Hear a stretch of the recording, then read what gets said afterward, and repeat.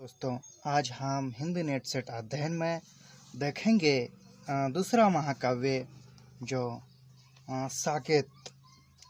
साकेत यह महाकाव्य मैथिली शरण गुप्त जी ने लिखा है।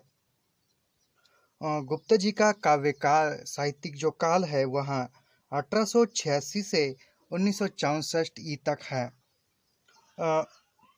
साकेत काव्य हिंदी में राम कथा पर कई महाकाव्य लिखे गए हैं। प्रमुख है इसमें तुलसी कृत रामचरितमानस, केशवदास कृत रामचंद्रिका और मैथिली शरण गुप्त द्वारा रचित साकेत।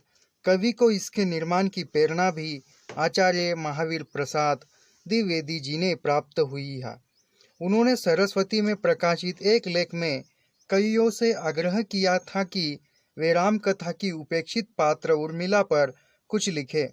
डॉक्टर द्वारिका प्रसाद सक्सेना के अनुसार साकेत की रूपरेखा निश्चित करने वाले श्री छोटेलाल बृहस्पति थे, जिन्होंने जनवरी 1911 ई में पत्र लिखकर गुप्त जी को कुछ सुझाव दिए थे।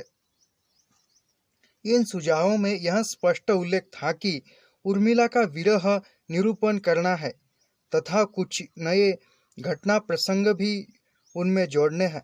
साकेत को लिखने में कवि को 15 वर्ष लगे, क्योंकि इसका प्रारंभ 1916 ई से हो गया था, जबकि यह 1932 ई में प्रकाशित हो चुका।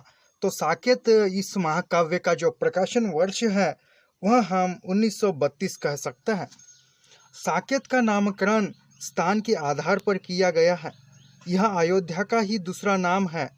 कवि ने अपना ध्यान अयोध्या पर ही केंद्रित रखा है। इस महाकाव्य की घटनाओं का केंद्र बिंदु अयोध्या ही रहा है। चित्रकूट की घटनाएं आवश्यक अलग है, किंतु वहाँ भी कवि ने यह कहकर कि आज सारा साकेत यहीं पर है, अयोध्या वासियों की उपस्थिति चित्रकूट में दर्शा दी गई है। साकेत में कुल 12 सर्गों में राम कथा का समावेश किया गया है, किंतु कवि का मूल ध्यान उर्मिला की विरह वेदना है को व्यक्त करना है। साकेत के 2 सर्ग अधिक महत्वपूर्ण है।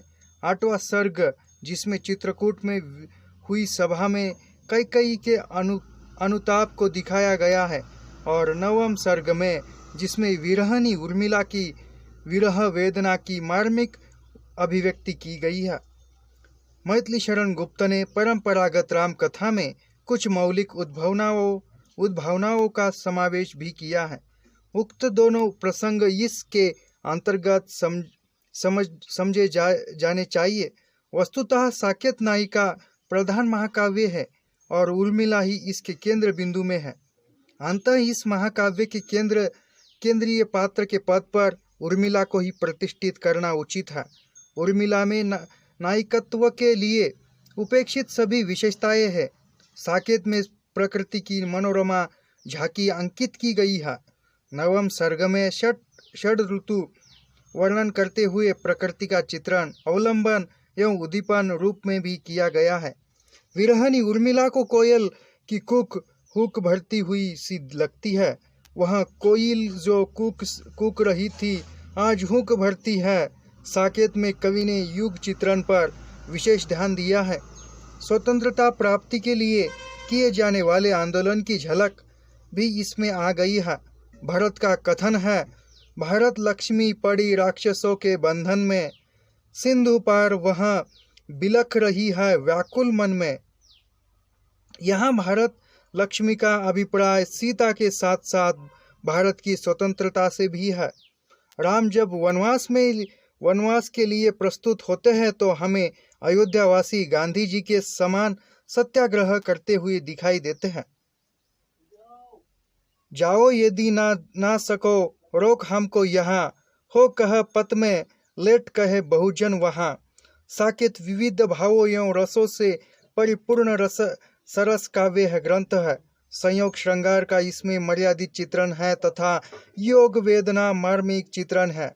इस ग्रंथ के 9वें सर्ग में उपलब्ध होता है। चित्रकूट में जब उर्मिला लक्ष्मण को देखकर यह कहती है कि तुम मेरे ही उपवन के हिरण हो, इस प्रकार क्यों भाग रहे हो, मैं तुम्हें अपने बंधन में नहीं बांधूंगी, निश्चित रहो तब उसकी आंतरिक वेदना अनायास व्यक्त हो जाती है। मेरे उपवन के हिरन आज वनचारी, मैं बांध न लूंगी तुम्हें, तजो भय भारी। साकेत में कवि ने अपनी कला का भी पूरा परिचय दिया है। व्याकरण सस्तम शुद्ध परिकृष्टि है, खड़ी बोली हिंदी में इनकी रचना हुई है। इसमें यंत्र तंत्र लाक्षणिकता एवं प्रतीकात्मक भी विद्यमान है। कहीं पर कवि की शैली में छायावादी तत्व दिखाई पड़ते हैं। भाषा में सर्वत्र भावनाकुलता एवं चित्र उपममता का गुण है। कवि की अलंकार योजना भी आकर्षक है। उपमा रूपक उत्प्रेक्षा के साथ साथ मानवीकरण अलंकार भी गुप्त जी ने प्रस्तुत किया है। आचार्य नंद दुलारे वाजपेयी ने साकेत की महत्ता को प्रतिपादित करते हुए कहा है, साकेत काव्य साहित्यिक जगत में जो सम्मान है, हिंदी के ऐतिहासिक विकास में उनकी जो देन है, युग चेतना के नवोदन में उसमें अपनी आभा बिखरे रहे। उन्हें देखते हुए साकेत को महाकाव्य न कहना अनायास होगा। साकेत महाकाव्य ही नहीं, आधुनिक हिंदी का युग प्रवर्तक महाकाव्य है।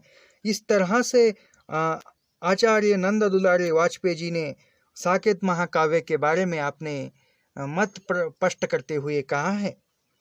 तो इसके बाद आज के वीडियो में इतना ही। हम कल के वीडियो में देखेंगे साकेत महाकाव्य में उर्मिला का चित्रण किस प्रकार हुआ है। तो मिलता है कल के वीडियो में। धन्यवाद।